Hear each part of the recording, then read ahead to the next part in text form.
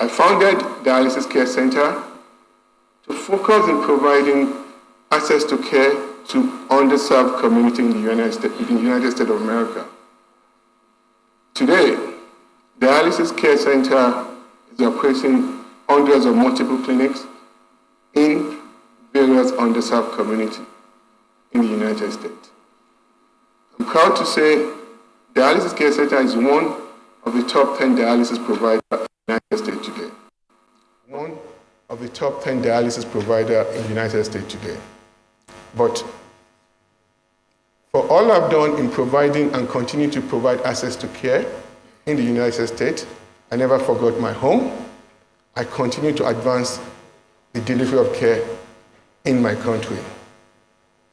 In 2001, I was one of myself and 3 other Lagosians facilitated the donation of over hundreds of millions of dollars worth of hospital equipment to the government of Lagos State. These equipments were donated by the government of Cook County in Illinois. Our able Senator Okweme, a majority leader, Senator Okweme Bamidele, can attest to this. He was a cabinet member in Lagos State then. Also in 2000, myself and 3 other Lagosians supported a very unique healthcare initiative that was initiated by our President Bola Ahmed Tinubu, who was then the governor of Lagos State, Jigi Bola. Myself and 3 other Lagosians facilitated the donation of over 500,000 pairs of reading glasses to the Lagos State government. These glasses were donated by Walgreens Pharmaceutical, the largest pharmaceutical retailer in the world. My work in advancing healthcare delivery in Nigeria was not limited to Lagos State alone. Over the past 2.5 decades, I have participated in hundreds of medical missions to several parts of the country, directly delivering care to underserved communities in the remotest part of our country.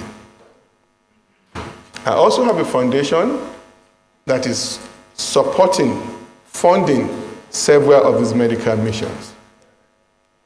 My work in advancing care in Nigeria is not limited to direct patient care alone.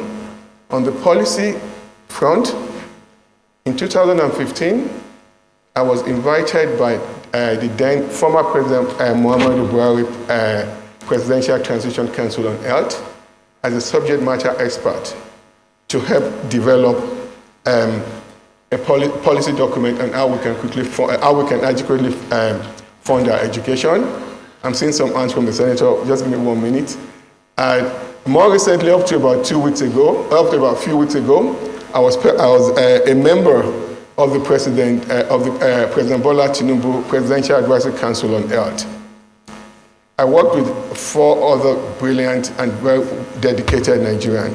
We've developed a health policy blueprint that this current administration intends to use in radically transforming our healthcare sector. Beyond the policy area, I'll quickly go to what I've done in the government sector. I was privileged to be appointed the chairman of Igbobi National Orthopedic Hospital Igbobi. Within 2 short years of being the chairman, together with the board members, we undertook expansive infrastructural upgrade in this hospital. We built few of the things we did then. We built a brand new modular theater with 8 surgical operating suites. We built an intensive care unit, the largest intensive care unit in the country. We built a 32-suite amenity ward. We engaged in a public-private partnership to bring the best diagnosis services to the hospital. I'll stop here because I saw some of the senators are raising their hands. Okay. Oh, good. Okay, thank you. Okay. In conclusion, as a firm advocate of private sector-driven healthcare, I believe we need larger participation of the private sector in our healthcare delivery system. What currently exists today, where about 60% of the healthcare expenditure is out of pocket. Patients are paying out of pocket. This is not sustainable. We need to engage the private sector to quickly help in advancing early transformation of our healthcare system. This will actually stem what we're seeing now, this huge medical tourism, where we're spending about $2.5 billion every year. Thank you.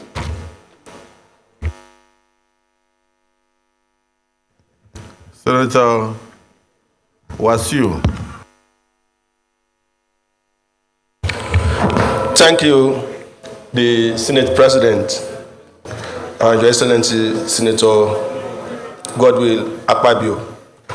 I remain Wasiu Eshinlokun-Sani, representing the people of Lagos Central, by extension Lagos State and Nigeria.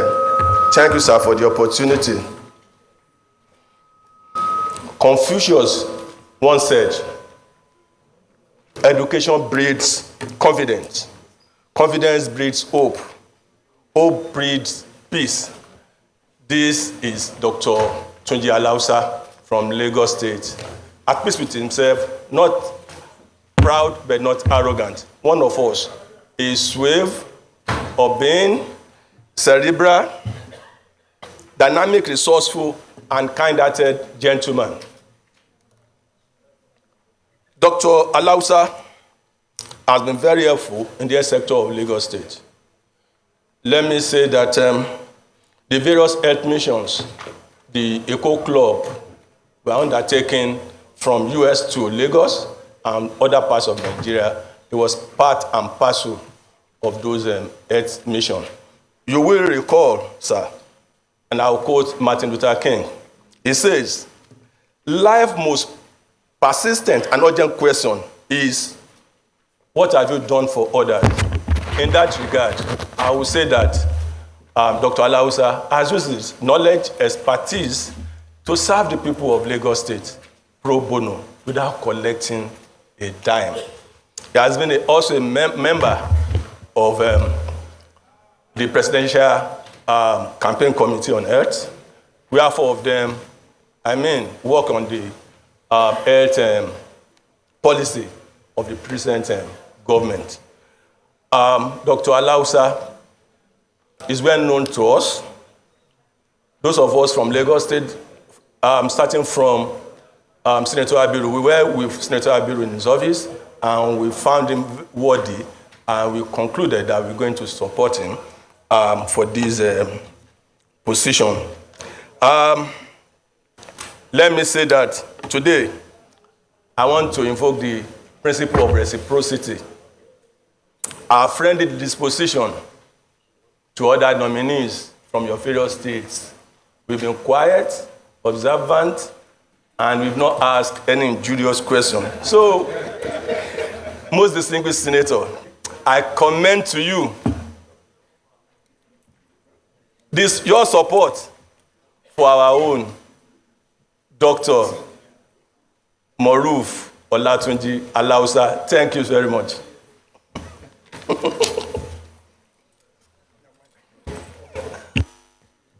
Distinguished Senator Abiru. Thank you very much, Mr. President, sitting as the chair, and my distinguished colleagues. I congratulate the nominee, and perhaps I don't think I have much to say again than to queue behind my brother, distinguished Senator Eshinlokun, that I fully support and also appeal to my colleagues to support the nomination of Dr. Moruf Alausa, But I mustn't just take my seat just like that, because, again, Dr. Moruf Alausa happens to be my constituent. He belongs to the Lagos East senatorial constituency that I superintend as the senator representing, and particularly from Ekpe local government. Like he had said by himself, he's an accomplished physician, with specialty in chronic diseases such as kidney and hypertension. And equally, his over 30 years of practice, he has proven to be an accomplished professional, both in the private and the public sector. And what is more intriguing is the fact that the way and manner that he had conducted his practice, he has also made provision to also serve the underserved, that is, people who cannot afford Medicare. And also he's made tremendous contributions in terms of research work and publications that will continue to enrich his profession. And of course, he was also a member of the Presidential Advisory Council, particularly under the health subsector that ushered in part of the plans of the of our current administration of President Bola Ahmed Tinubu, GCFR. I also will appeal to all my colleagues to fully support his candidature as a minister of the Federal Republic. Mr. President, I so submit. Thank you.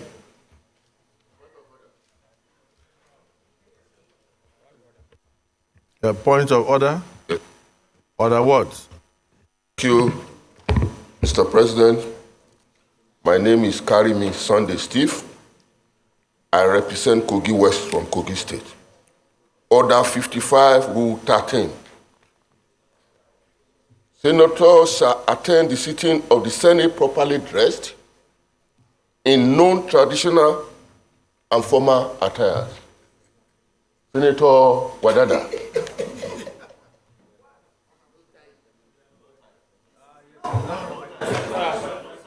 You are not properly dressed. No time. It's like no He's not properly dressed.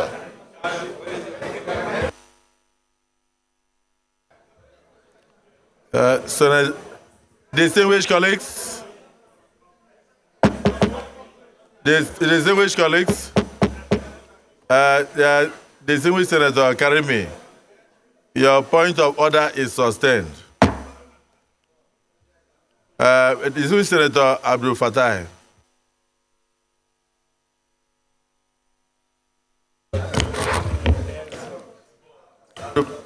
Yes, sir.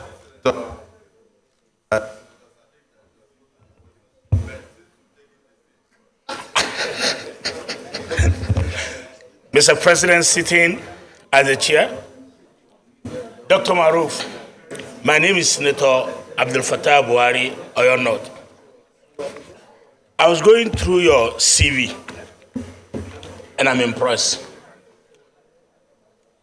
Today, in the United States of America, where I know you know the place very well, over 35% of the resident doctors there, foreign doctors, are Nigerians, which means we have the manpower, they have the brain.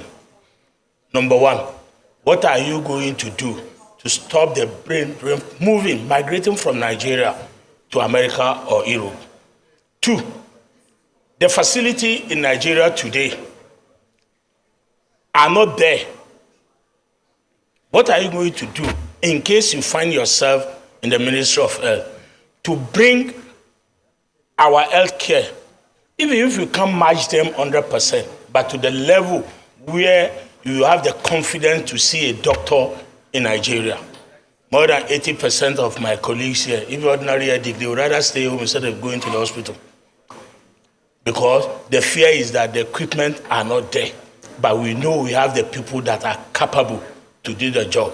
If you find yourself there, what are the things you can do to retain them. Thank you very much, Mr. President. Distinguished Senator Sadiq Umar. Thank you, Mr. President. Sitting as chair, my distinguished colleagues, Mr. Nominee, congratulations, and like it's been said, your work so far is acknowledged and we appreciate it. But I have a concern, which is that I've always insisted, that to develop this country, there are key sectors we need to focus on, which is education and healthcare. They are the key two sectors to develop Nigeria. Now, in the health sector, we are so concerned that the Constitution recognizes health to are falling under concurrent list, which means both at federal, state, and in fact, the local government, everybody is intervening in the healthcare sector. This has led to so many duplications, confusions, and so much uncoordinated activities going on in that sector. Now, this National Assembly wanted to help this system to be sure that there is universal health coverage. And we passed a bill where 1% of the CRF is dedicated, just because we want to make sure health gets to the lowest level. But till now, Mr. Nominee, the big problems still remain. And all the grammar we speak about healthcare, the whole thing ends up with the outcomes, what we are interested in. And the outcome, as we speak, is as bad as maternal mortality rate is still over 814 by 100,000 live births. Infant mortality rate, very bad, 70 for every 1,000 live births. Under 5 mortality rate, very bad, over 100, about 104 by every 1,000 live births. So what are we going to do differently? Because we've been going around this. State governments are making effort, local governments are making effort, but the coordination is not there. What are you going to do differently? Because this is the key to our success. That coordination, to be sure that we bring down these indicators slowly, so that, we can have healthy citizens, that if we give good education, we'll be productive and we'll be on our way to developing the society. Thank you. Distinguished Senator Alero. Thank you, Mr. President, in the chair, my distinguished colleagues. Mr. Nominee, let me start by saying that I'm very impressed with the CB. I went through it. We are very proud that a Nigerian could attain this kind of achievements. So congratulations. Having said that, Mr. President, let me start with the famous dictum that health is wealth. A healthy nation is also a wealthy nation. Primary health care, secondary health care, tertiary health care are the responsibilities of local government, state government, and federal government, respectively. Unfortunately, the primary health care and secondary health care are not functioning well. And tertiary health care has been overburdened. The heavy congestion of patients in our tertiary healthcare institutions. If eventually you are assigned to Ministry of Health, what can you do to ensure that primary health care, secondary health care are shared among the different arms of government so that each section of the healthcare will function efficiently and effectively? Lack of healthcare is making Nigerians to go for medical tourism, particularly in Europe, Egypt, and India.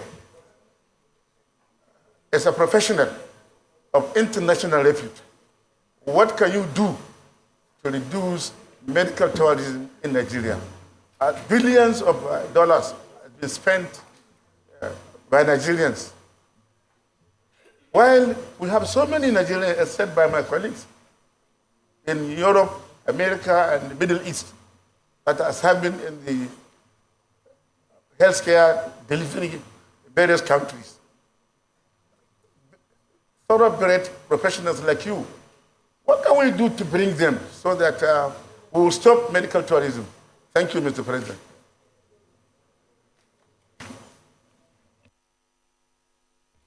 Dismissed Senator Tambora.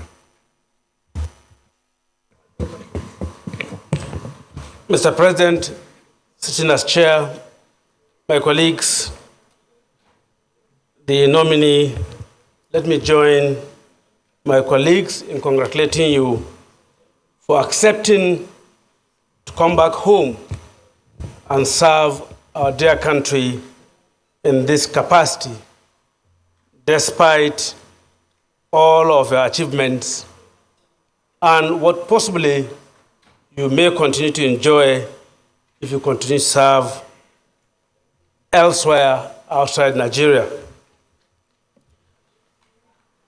Being a professional and in view of the situation we are facing in Nigeria today, whereby so many medical personnel and professionals in other fields are leaving the country for greener pastures.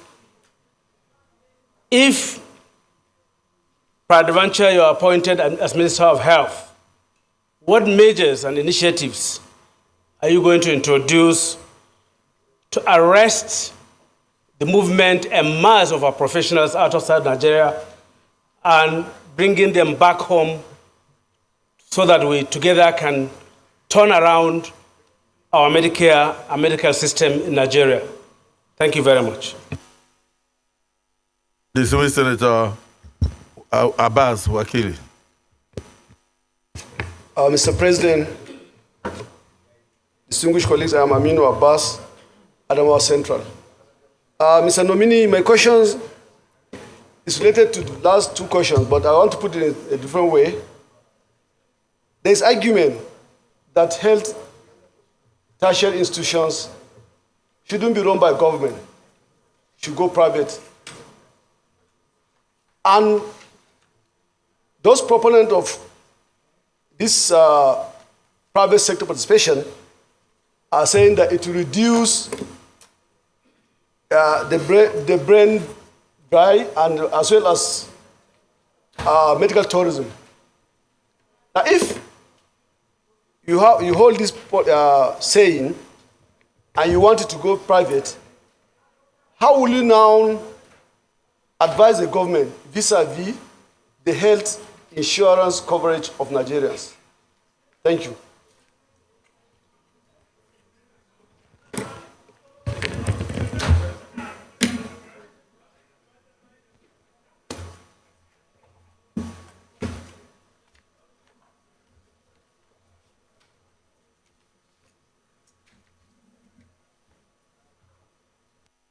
So, Dismissed Senator Yaradua.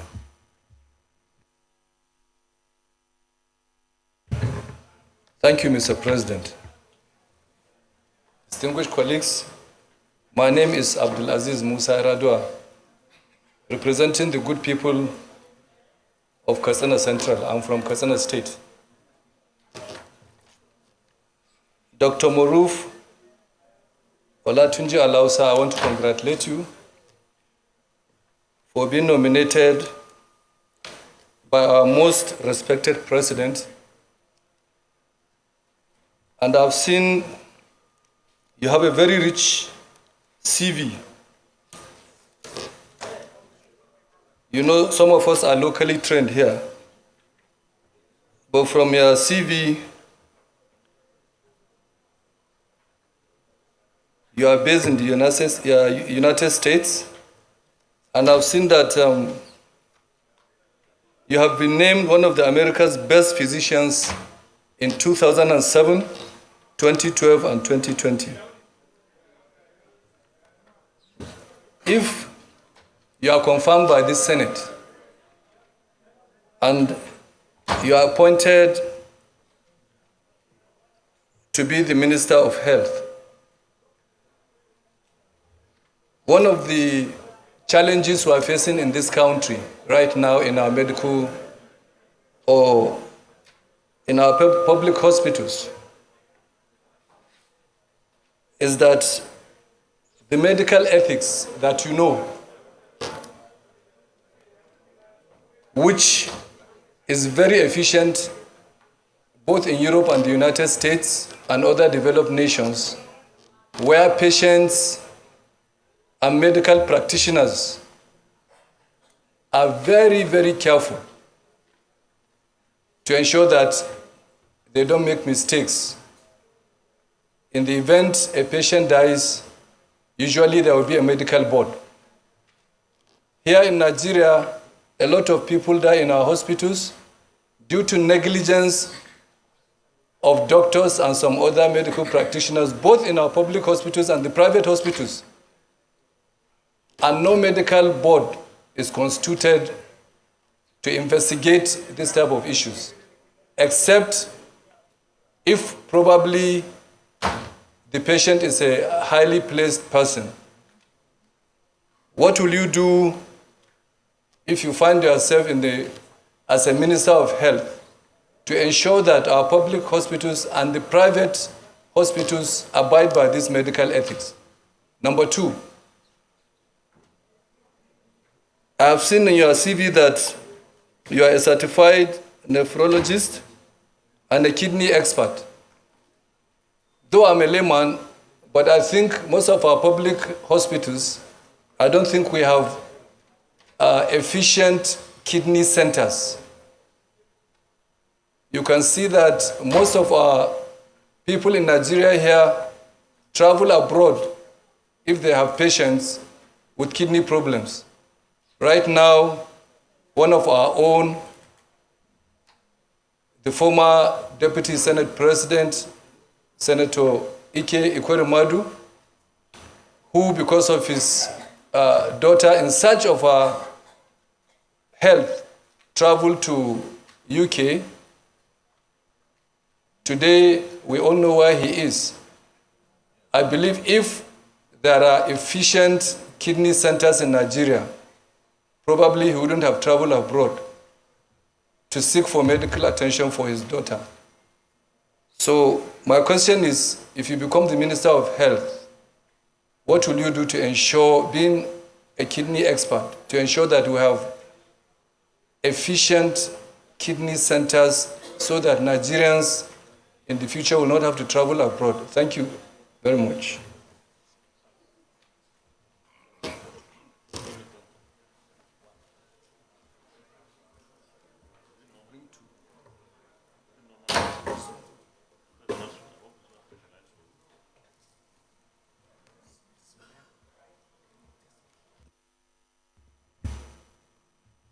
Distinguished colleagues, so many people want to ask questions.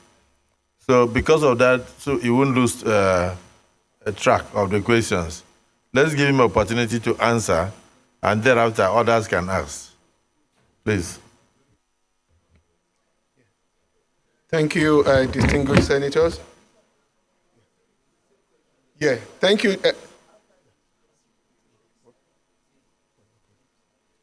Thank you, distinguished senators. I'm very happy, quite impressed with the variety of questions that have been posed to me. This just vindicates my impression of this august house, that we're very, very passionate, dedicated Nigerians are assembled to really move our country forward. Most of these questions are actually, they fall within one rim, which is just, we don't have, a healthcare system now, it's really suboptimal. Except for the question that Senator Yaradua asked on liability insurance issue, I'll address that later. And the other question from Senator Abdul Fatai Buhari on the JAPA syndrome, I'll come to those two. But the other questions falls within one main category of what we have now is not working the way it should. I'm a fervent believer in private sector-driven healthcare economy. That is how we can fix it. We need a very good payer system. If you don't have a payer system, you cannot fix this healthcare system. If we continue to do what we're doing now, where the larger chunk of the funding is coming from government, they say if you do the same thing, don't ever expect to see a different result. You will see the same result. We need a robust payer system. I would like to commend the Ninth Assembly. They did something very futuristic. They passed 2 landmark bills: the expanded National Health Insurance Act and the provision for the Basic Healthcare Provision Fund. This is really, these two bills, we can really use it to create a linchpin, a launching pad, how we can build a very robust payer system. What we now need to do is to encourage international insurance companies to come into the country to support, to complement these small, scattered third-party payers that we have today. Big multinational companies like United Health, Humana, Cigna, Blue Cross Blue Shield of Illinois, they will come. We have the population. Once we start getting these international companies to come, they will bring in the technology, funding, robust platform to complement what we have. What we would quickly see is that we will have a private sector where we have a huge sum of money going into the pool, and then the National Health Insurance Scheme can now begin to function as a regulator of the private health insurance sector, and then act as the operator of the government part of the scheme. Because we already have the Basic Health Provision Fund that has dedicated a pool of money to vulnerable population. Young kids, infants, mothers, elderlies. So we can use that money to fund those vulnerable groups. So what we would quickly get to, we will have what operates in America today, when you have the Center for Medicare and Medicaid Services, taking care of the vulnerable group, and you have robust private payer system taking care of the other people. Once we've done that, we now have enough resources coming into our system. What we're worried now about JAPA syndrome, doctors going abroad would naturally start to get better. I'm a physician, and I'm not trying to be very partial here, but I know with certainty, anybody that trains to be a doctor wants to serve humanity. Care for their patient. It's not about money alone, poor economy, but they don't have the adequate infrastructure to care for their patient. It is very, very frustrating. And that's why we see this massive outward migration of doctors out of the country. We need to fix our healthcare infrastructure, and beyond that, compensate our physicians adequately. We also, to now begin to address this JAPA syndrome of people going out, once you adequately compensate your physicians, fix infrastructure, you provide enabling environment for them to work. Now, we also have to start engaging our diaspora doctors, we engage them to come. Once the right environment is created, they will come. A lot of people we want to serve our country. Now, beyond that, we also need to quickly increase the pool of the doctors we're producing. We have about 50 medical schools in the country.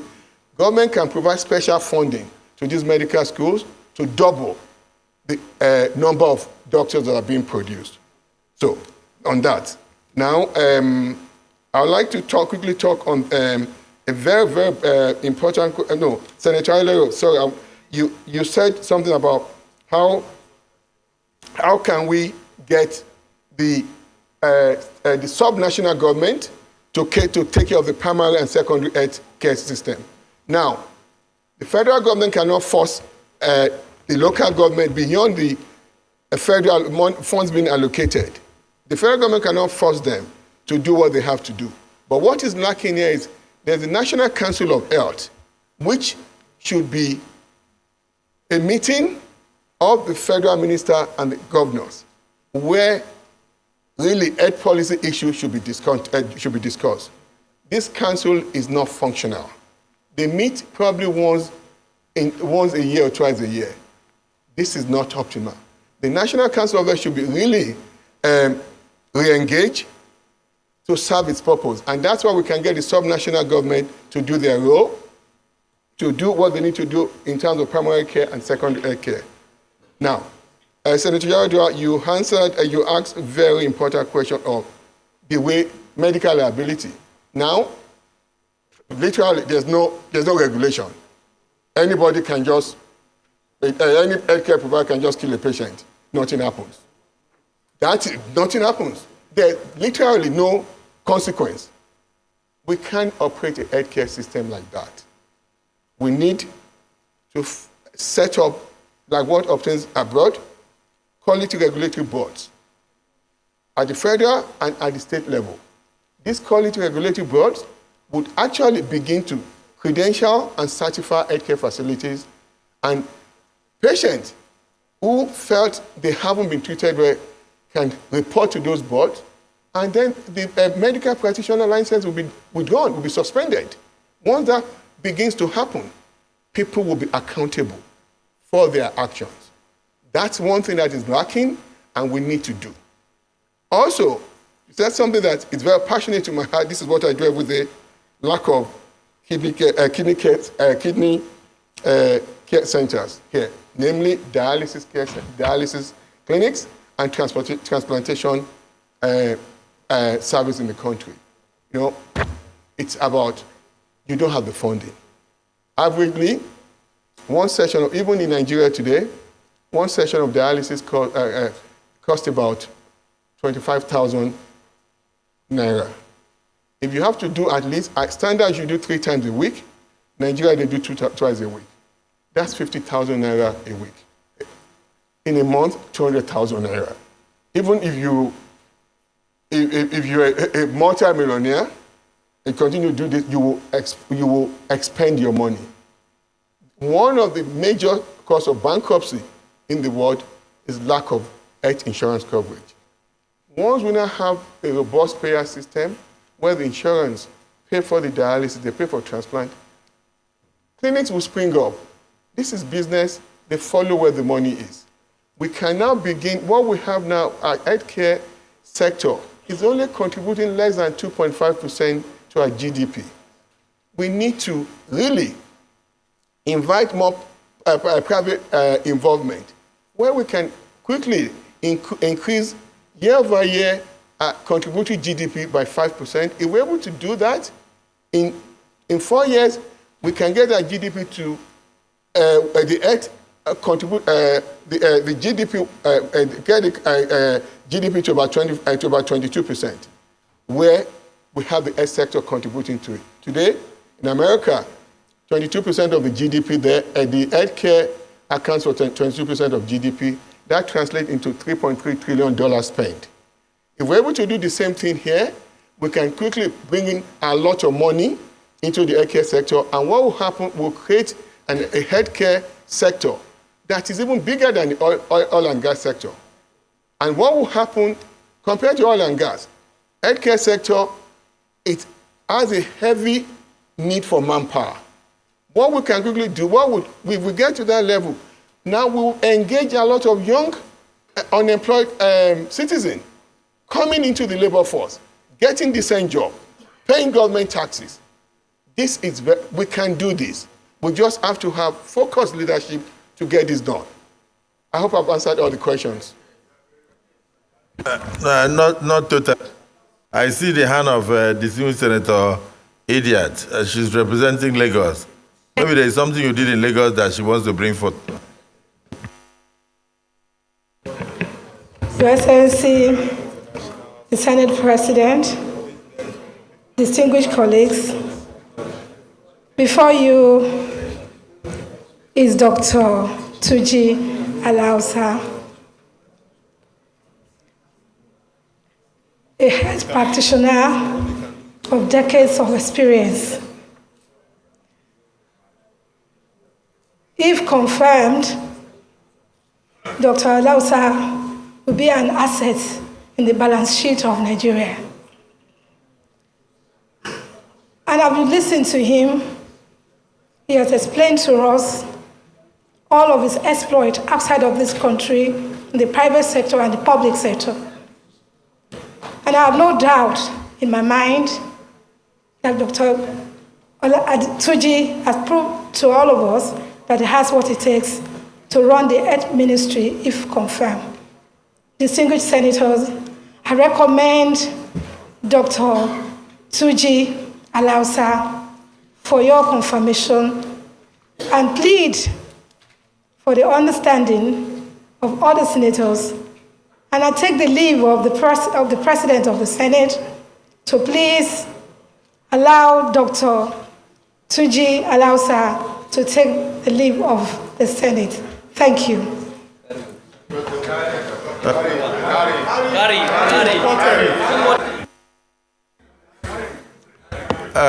Distinguished colleagues,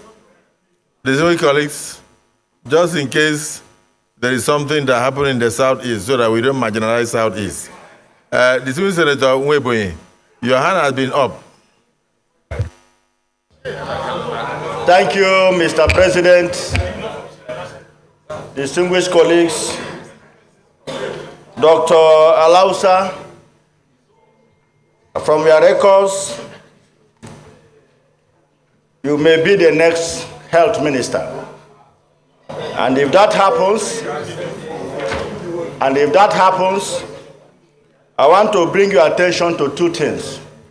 One, if you go through our pharmaceutical stores across the nation, 50% of the drugs there are fake drugs. What can you do to avert this? In knowledge of the fact that NAFDAC is an agency under Federal Ministry of Health. Number two, medical profession today is being overtaken by quacks more than any other profession in Nigeria. As a health minister, what can you do to stop this menace in view of the sensitive nature of the medical profession? Because when you go to the rural areas, you see those that have a community health certificate conducting surgery, and in most cases leads to loss of life. As a health minister, how can you tackle this? Thank you. Senator Nweboye, you actually spoke my mind, because I was waiting for distinguished senators to ask him about the activities of quacks. That even as we speak now, 5 people must have died today as a result of the activities of quacks. Nurses are doing surgery in private domains. Even people, dispensers in the chemist, are also giving injections. And a lot of people are dying. I've had a personal family experience in 2019, and I was going to ask him, so outside the fake drugs, the issue of quackery in the system, but there is one question that has not yet been asked, so I don't need to be the one to ask. So let me give the opportunity to Senator Kalia Dahawa. And I think Senator Kalia, you are also a doctor. You're a doctor. Okay, let me see whether you ask that question. If you don't ask, I'll ask, then he will close.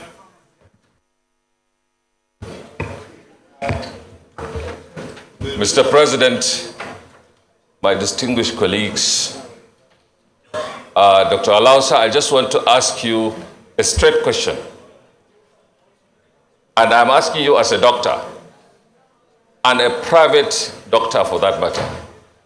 One of the biggest problems we are having is the leadership don't want to face the truth and face the doctors, in my opinion.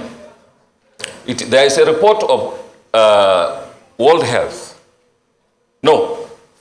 Bank, I think it's of 2017, and I tried to corroborate it yesterday, and I found that they said in our urban areas, 80% of the private hospitals are owned by doctors working in government practices, receiving salary of government, and at the same time operating private hospitals.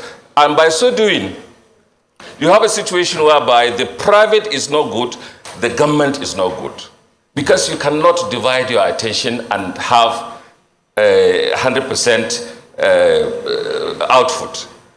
Will you be able, if you are appointed Minister of Health, to face these challenges head on so that all this quackery that is happening in our hospitals and in our other places will be taken head on so that at least something can be done to save the situation? Thank you, sir. Yes. Thank you, distinguished Senator. Senator Neda, I've seen you. I've seen Senator Dan Kwambo. But Senator Dan Kwambo, your question may be related to the financials. So go ahead.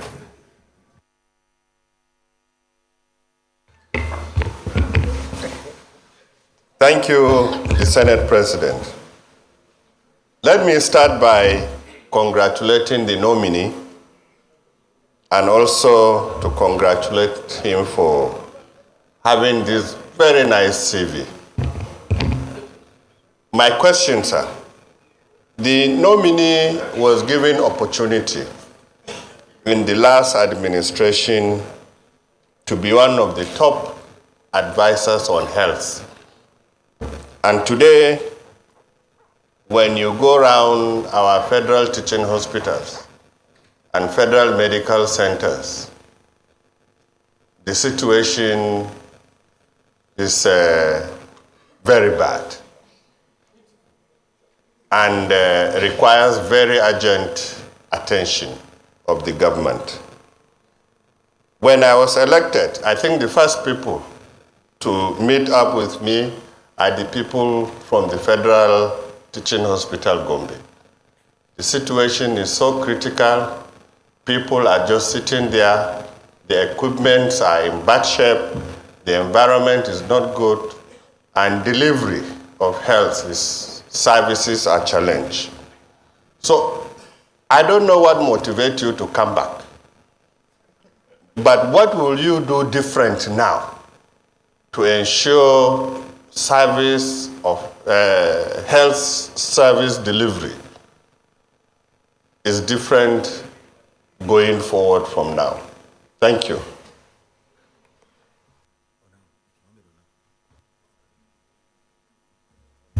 Thank you.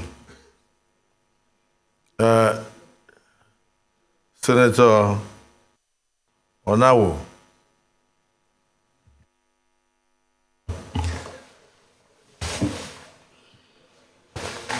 Thank you very much, Mr. President, sitting as chair. Dr. Alausa, congratulations for your nomination. My name is Senator Mohammed Ogoshi Onao. I represent Nasarawa South.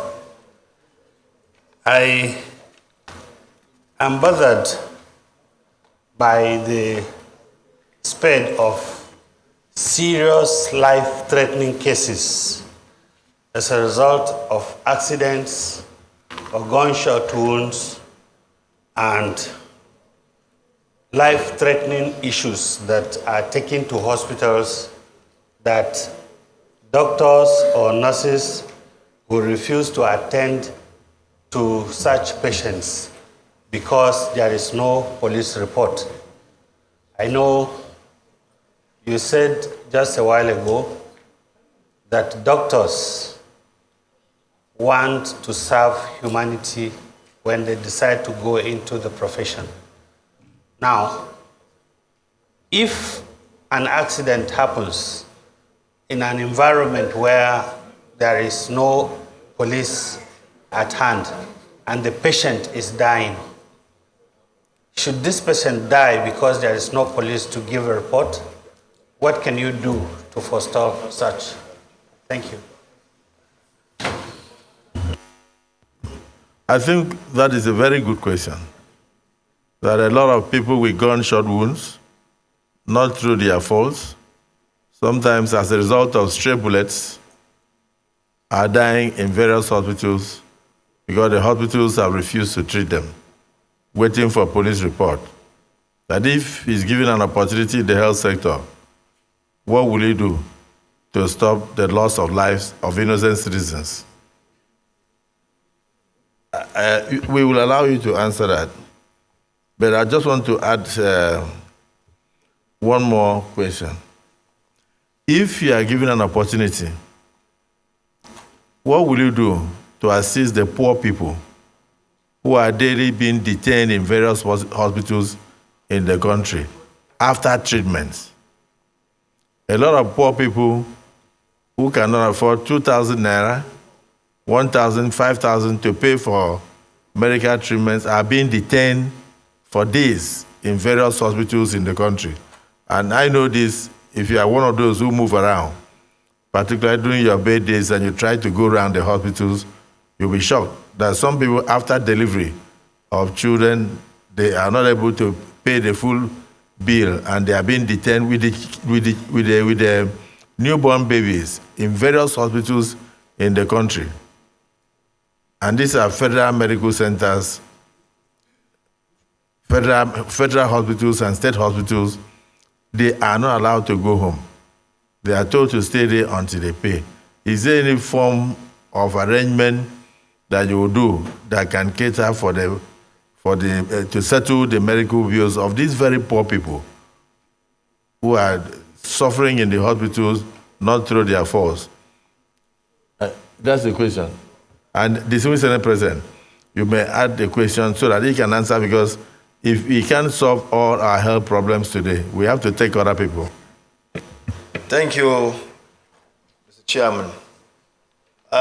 Congratulations, Mr. Nominee. My name is Barozi Brinkano North. Still on the plight of our referral hospitals. Most of the cases, medical cases that our people go through in this country are the likes of malaria, colds, and so on, that can be treated at the primary healthcare centers or clinics. But yet, most of these people that have this kind of medical challenges go to referral hospitals, especially in the cities. They go to the teaching hospitals, thereby overstretching the capacity of the referral hospital. Whereas it's only cases that are complicated are supposed to be, taken to the referral hospitals. So what are you going to do to change this trend? Because we are overstretching our referral hospitals, right? So what are you going to do if eventually you are confirmed and maybe the president feels that you should be the Minister of Health? What are you going to change the trend? Thank you. Thank you, distinguished senators. I'm very, very excited with these impressive questions. Senator Barrow, I'll take your question first. Absolutely, the tertiary hospitals are very, very highly overburdened. And it's just because the primary healthcare centers are not literally non-functional.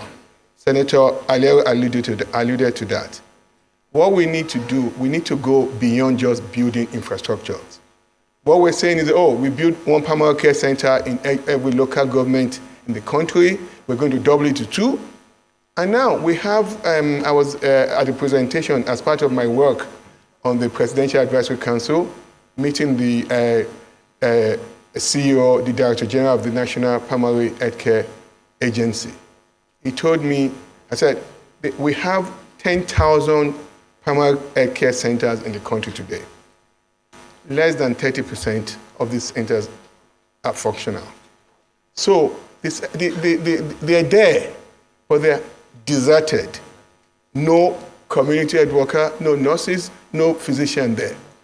But once we begin to really realign our priorities, we get this, what we have today, we don't need to build anymore. Let's be honest with our people. It's not the structure, it's what goes in there that matters. Once we begin to adequately equip this, what we have now, provide the needed personnel there, Senator Barrell, the people will go there. If I live in Castina, city of Castina today, there's a primary care center that's 5 miles from my house, and I know if I go there at 9 p.m., I'll meet a healthcare provider there. I'll go there as a citizen of Castina. I will not drive 2 hours to go to the city to go to a teaching hospital. So what we need to do, we define our priorities, get this, what we have now, get them functional. And we can do that. We just need focused leadership to get this done. Now, I'm going to go to the question of the Senate President about people being detained. After, this is really very pathetic. It's sad.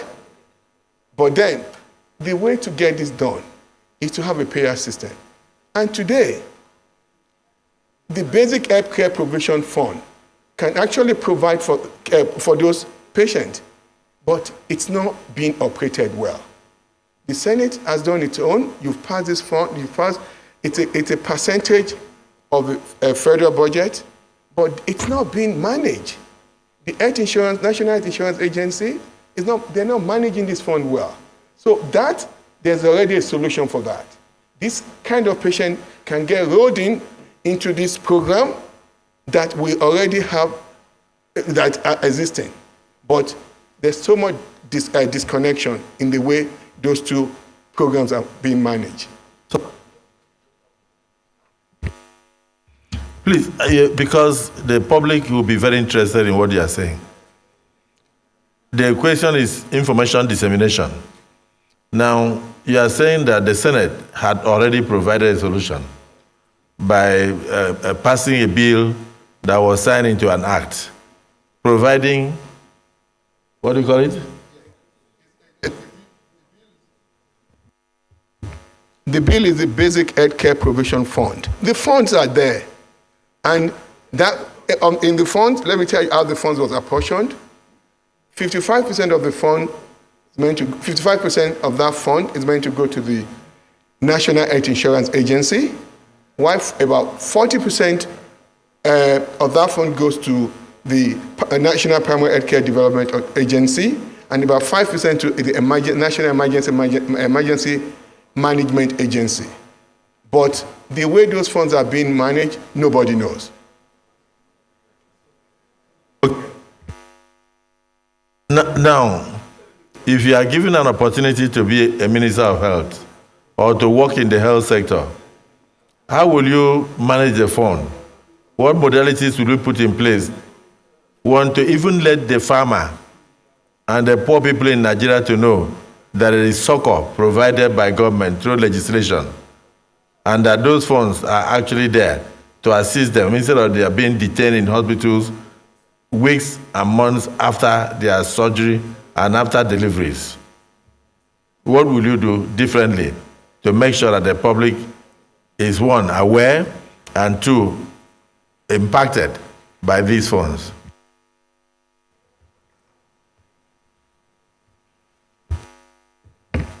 Thank you, Mr. President. Fixing this problem is actually quite easy.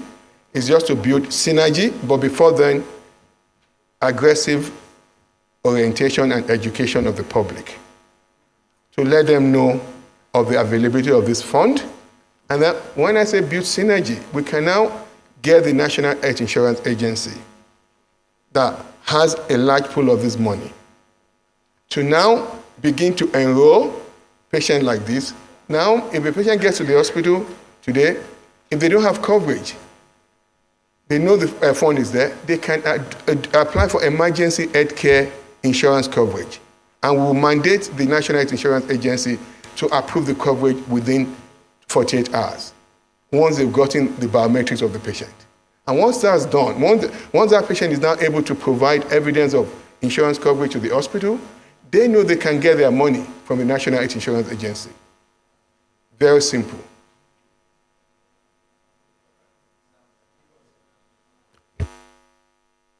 Apparently, we can't keep you forever. But I would think that you should also involve the legislators, House of Representatives and Senators, and you should bring out guidelines and share those guidelines with us. So when we go back home, we also educate our constituents and give them those forms to fill and for them to have an idea that such succor is in existence to assist the poorest poor, because you will also save them from embarrassments and death. Then, my final question, which is actually supposed to come from the floor, but it did not come, is that today, many doctors in the employment of the federal government and state governments abandon the general hospitals, abandon the federal government institutions for their own private hospitals. And they also divert. Oh, has he answered? He has answered. He has answered. Okay. In addition, allegations abound that sometimes equipment provided by federal governments find their way into the private clinics of the hospitals or the doctors. So they are getting monthly salaries, but their private clinics are booming, while the government hospitals are empty and patients are dying. What will you do differently to change the orientation so that Nigerians can get the benefit of the funds that federal government continually put into these hospitals and also the state governments? Thank you, Mr. President. I would actually, it's about the same question that the distinguished senator on the Hall there asked about the role of these doctors having dual interest. They go, work in the public hospital and go to the private hospital to work. Their loyalty is divided. Now, Mr. President, you've added a third tripod to it on the fact that these doctors, beyond abandoning their work, they also use government equipment to go and do their private work. There are lots of problems here. We don't have standard policy and procedures in place to discipline this physician.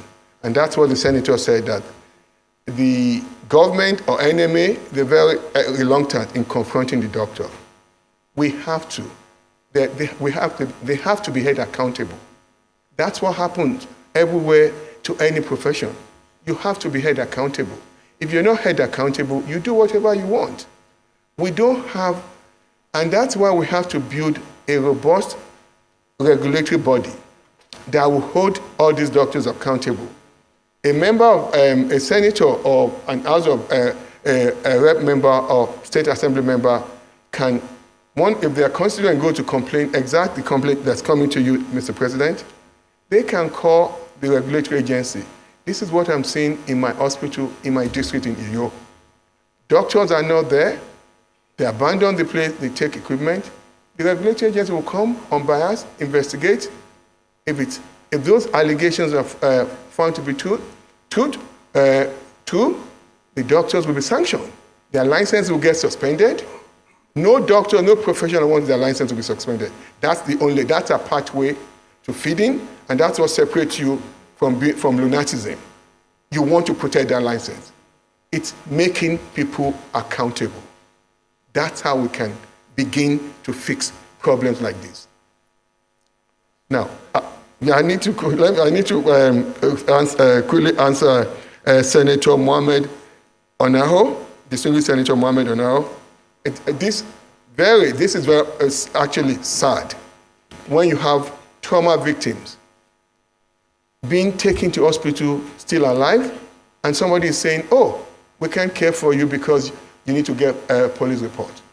That, as a doctor, the Hippocratic oath that we took, it's first, do no harm. You see a patient that is dying, and you're not caring for that patient. But it's more of a systemic problem and lack of communication. I don't think the way to quickly fix this is to provide policy and procedures that will guide everybody on how to handle accident patients. You don't need police report to treat trauma patients. This will be communicated to the Inspector General, because what happened is that all these healthcare providers are scared. The police will come and prosecute them.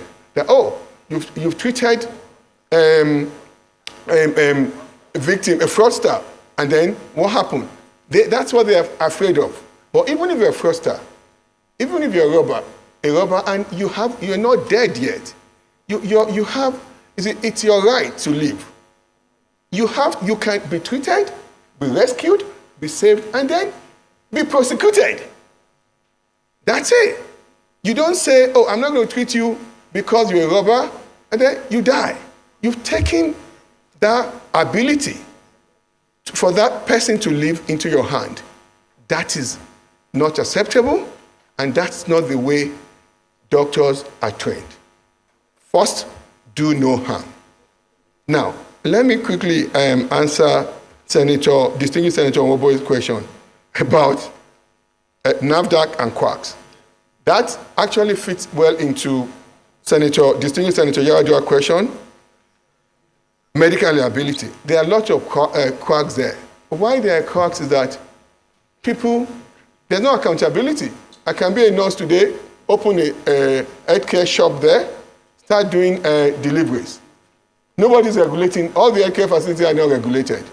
In Western world, every single health facility must have a license, a license for you to treat.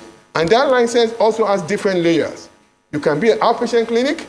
If you want to add surgical operation to it, you have to apply, and they come to inspect the facility that you have. And and you don't even get that license once, and they say, "Oh, you got in license 10 years, bye-bye." You get re-inspected every 1 to 2 years.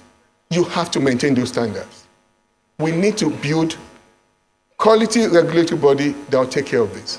Now, with regards to NAFDAC, it's a little bit sad to say it's beyond these fake pharmaceutical drugs coming in. These fake drugs, these drugs are killing our people. A lot of people are developing kidney failure because of drugs, counterfeit drugs. This is causing more morbidity into our society. And it's very unfortunate to say today, NAFDAC is not functioning the way it should be. It's not functioning. And if I'm given that opportunity, that's one of the first agency that I would totally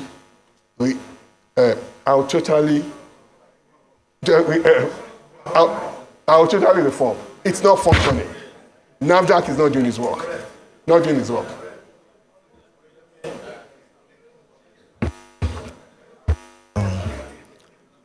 At that point, you can see the sincerity of Dr. Alausa.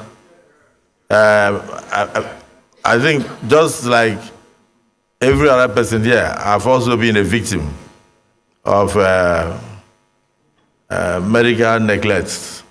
My first grandchild in 2019 in a federal medical center died through bleeding, was having a drip, and it tissued in the night.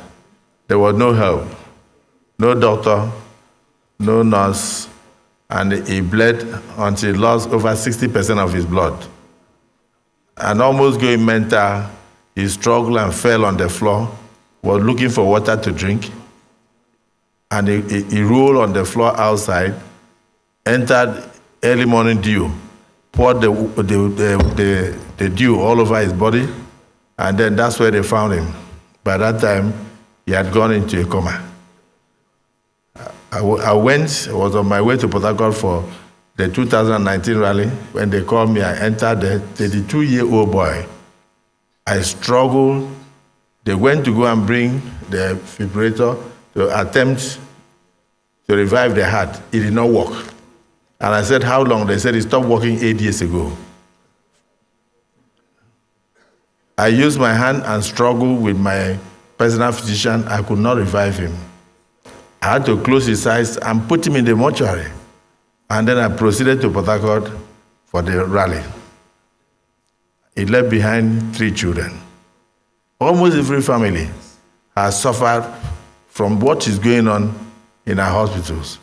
The doctor on duty that night had an emergency in his own private clinic, and he had to abandon the hospital to rush to go and attend to private patients in his own private clinic. So if you are coming in, you can see, we can keep you here till 7, 8, because everybody here wants to ask questions, because the Senate is very concerned. Nigerians are very concerned. The same way we are feeling is the way Nigerians are feeling. And the President Bola Ahmed Tinubu's administration must be a corrective regime. It must be a corrective administration to try to, because health is wealth. Health is wealth. There is no way a country can be wealthy when the people are not healthy. So we want to thank you for sparing your time to share your thoughts with us.